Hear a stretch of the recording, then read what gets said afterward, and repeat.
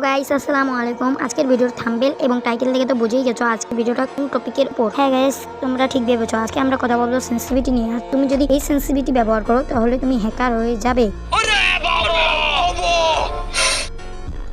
এই হেডশট মারা দেখে তো বুঝতেই পারছো কতটা ভয়ঙ্কর হবে আমাদের সেন্সিটিভিটিটা। আমি বুঝে গেছি, আসলে লক্ষ্যটা তোমাদের সেন্সিটিভিটি না, তোমাদের হেডশট মারা।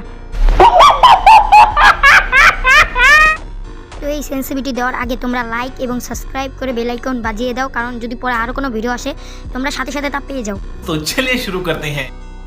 এখানে আমি যা যা করছি তাও ঠিক তোমরা এইভাবে করবে।